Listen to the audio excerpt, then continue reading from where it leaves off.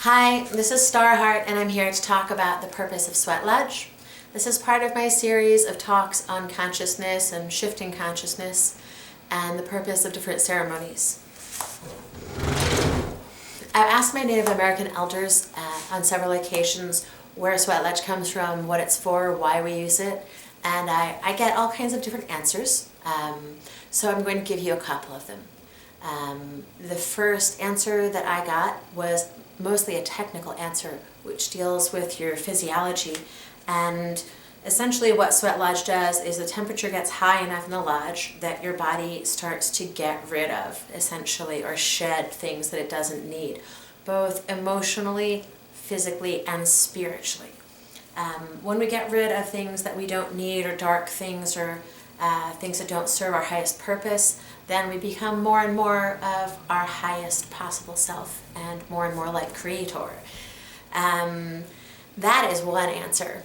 Your body will actually get rid of several different kinds of toxic materials, such as metals that we find in our foods because of our containers and packaging and the pots we use.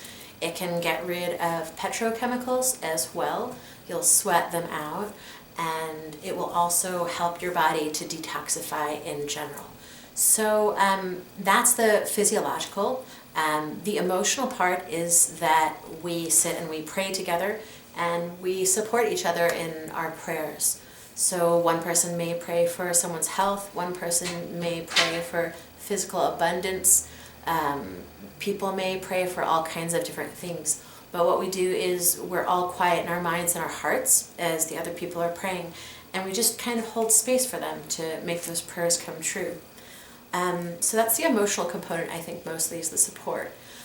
There's also the component of your spirit and your body, and what happens is once your body gets uncomfortable enough that it wants to go running, screaming out of the Sweat Lodge, then what happens is your higher self starts to come in more, or your brain checks out and stops thinking so much, or your spirit maybe even kind of flees from your body because it's so uncomfortable, and in that way you get a little bit closer to Creator. Before I talk about the final and maybe most favorite of my reasons for Sweat Lodge, I want to show you some of the things we use so that if you come to one of my sweats, you'll actually kind of know beforehand what's going on. I've done a video on attire because people ask. I mean, my rule is you do need to have clothing on and that you need to be covered in a respectful way. Sometimes men don't actually wear shirts.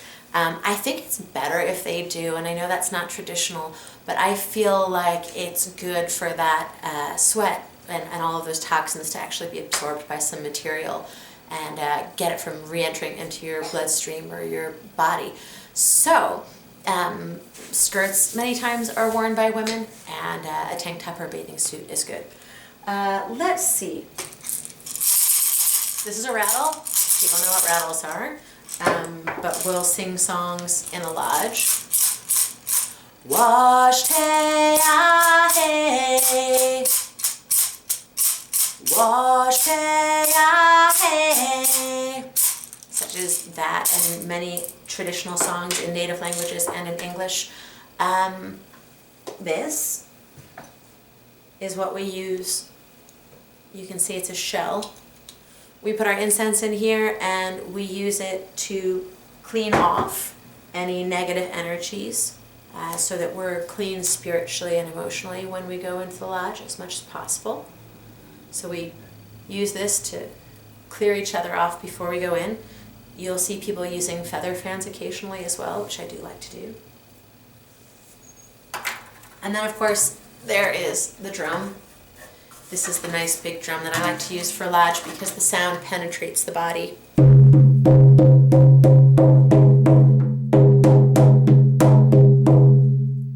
We do 4 rounds, one for each direction on the medicine wheel or the wheel of life. So we'll do east, south, west, and north. East is where we begin, and it's also where we reemerge, reborn. They say every time you come out of a sweat lodge that you're born fresh again into the world. And I think that's really important to remember, that we have the capacity for radical change in this life, that we can choose to become a different person and we have the ability to change our mind about things, the stories we believe, and our kind of cosmovision about life. And as we start looking into ourselves when we're in situations where we have to pray and actually speak our mind and make our wishes known to the universe, then we shift and we change in a way, because we start asking ourselves about why we believe what we believe and why we want what we want. What do we want? And shouldn't we be able to get what we want? I think that the nature of people sitting in lodge and praying together is really important, because sometimes people don't feel a lot of support out there in the world, and you get to feeling isolated sometimes. So it's really awesome to be able to come together and pray and support one another. It makes a big difference in my life. Let's see. I want to tell you one final thing about sweat. My favorite story about it is from my uncle in Texas, who did the Sundance for many years, and we hosted a ghost dance together. He's fabulous. He has this old story that I've never heard before. So let's see.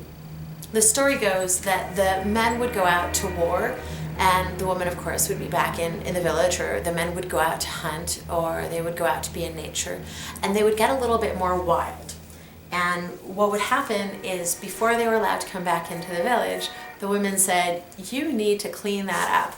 And they would ask the men to sweat so that they could purify themselves physically, emotionally, and spiritually, and be prepared to enter back into the company of the women and children and the elders.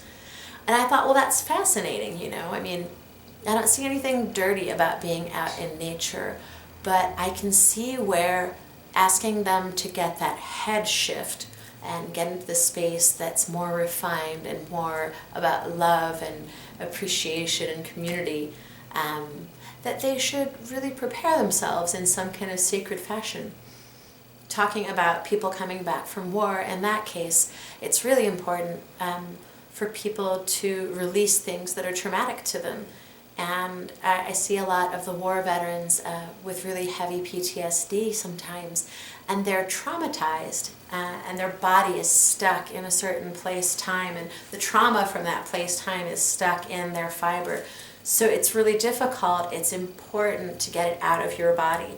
And, to a greater and lesser degree, I think we all suffer from some type of trauma and anxiety. The world is a stressful place, and the nature of suffering is a perennial one. If spirit is locked into a body, it's difficult to express all of the things we want and all of the complexities of what we are. So I think that the Sweat Lodge is a really, really great thing. I think we should all sweat once a month, so we're going to be holding them. And I also do drum journeys and longer ceremonies for people who are interested in that. And I look forward to seeing you at one of our sweats. And thank you for listening.